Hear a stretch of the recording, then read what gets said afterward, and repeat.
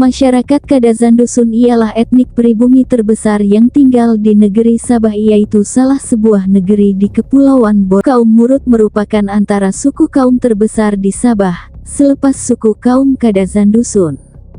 Kebanyakan mereka tinggal di pedalaman Sabah dan juga sedikit di kawasan Kalimantan.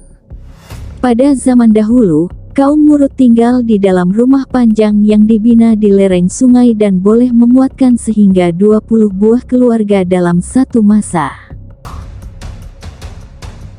Mereka turut terkenal sebagai pemburu kepala tersohor. Zaman dahulu, memenggal kepala dilihat sebagai tanda kemenangan selepas perbalahan atau perang. Kepala pihak yang kalah akan dipenggal dan dibawa pulang sebagai trofi kemenangan dan diikat di tiang rumah bagi menunjukkan kekuatan mereka. Ia juga digunakan untuk tujuan ritual dan perubatan, dan percaya bahwa setiap kepala yang dipenggal mempunyai roh dan semangat yang dikatakan mampu menjaga rumah.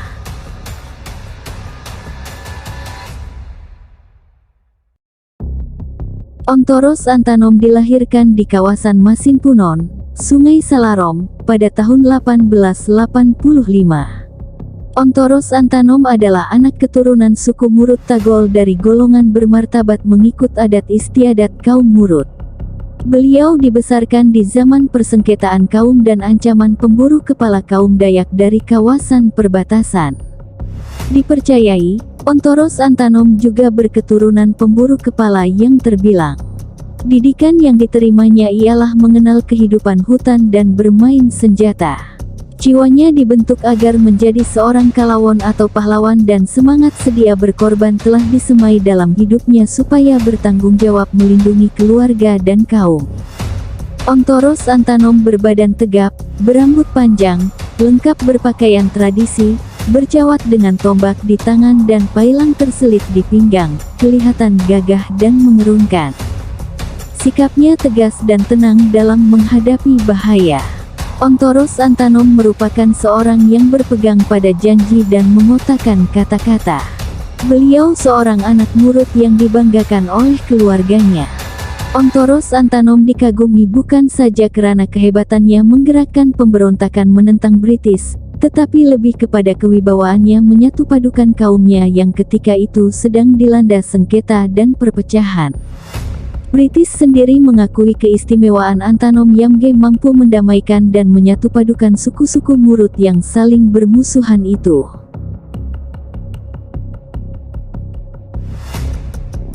Perang Rundung merujuk kepada penentangan masyarakat Murut terhadap pihak British North Borneo Company (BNBC) yang berlaku di bahagian pedalaman Rundung, Tenom.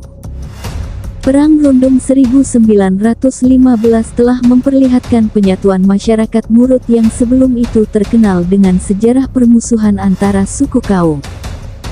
Hal ini karena masyarakat Murut menganggap British telah mengganggu aspek sosial, ekonomi dan politik mereka. Namun, bagi pihak British pula, tindakan masyarakat Murut yang menentang dianggap sebagai menolak arus perubahan dan pemodernan. Masyarakat Murut tidak berpuas hati apabila British memperkenalkan dasar baharu tanpa menghiraukan adat, budaya dan kepercayaan masyarakat Murut.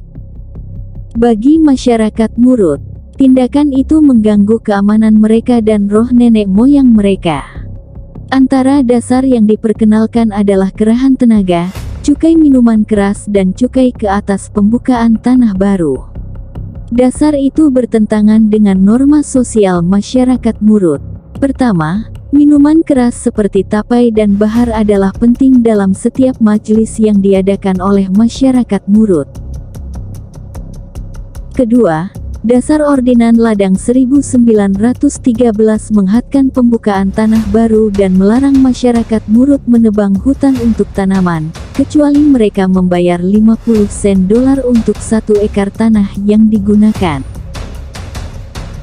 Tambahan pula, denda sebanyak 25 dolar akan dikenakan ke atas sesiapa sahaja yang tidak mematuhi dasar dan mana-mana individu yang menebas hutan tanpa permit akan dipenjarakan selama 6 bulan. Lebih kejam, Suami dan istri dipaksa tinggal berasingan dan dipisahkan aliran sungai. Setiap kali suami atau istri ingin berjumpa, mereka dipaksa membayar $1 kepada British. Masyarakat Murut mula melancarkan penentangan bersenjata pada Februari-April tahun 1915 yang dipimpin oleh Ontoros Antanom.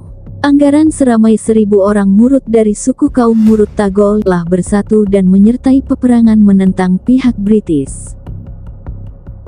2 tahun pertama didahului dengan pembinaan kubu pertahanan. Kubu di Selangit dibina sebagai kubu induk atau Silar Pinikit yang menempatkan 7 rumah di bawah tanah.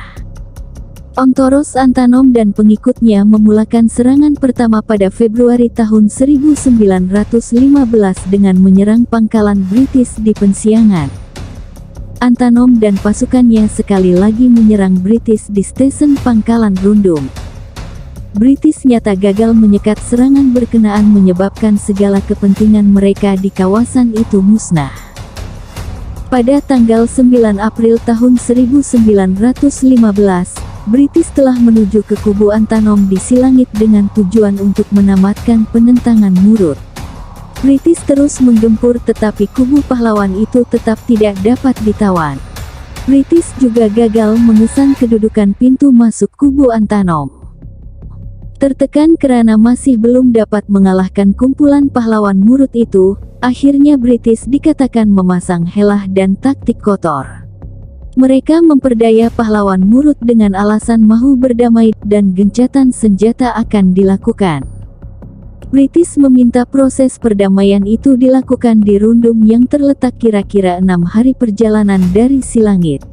Ontoros Antanom dan pengikutnya yang menyangka British ikhlas mahu berdamai, menghentikan serangan manakala pasukan British berundur.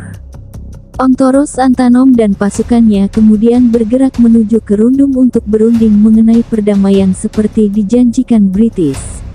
Selepas 4 hari pahlawan Murut itu meneruskan perjalanan, ratusan askar British akhirnya mengepung dan menahan mereka. Ontoros Antanom dan pengikutnya kemudian dibawa ke Rundum dan British coba membunuh, tetapi usaha itu tidak berhasil lantaran ilmu kebal yang dimilikinya.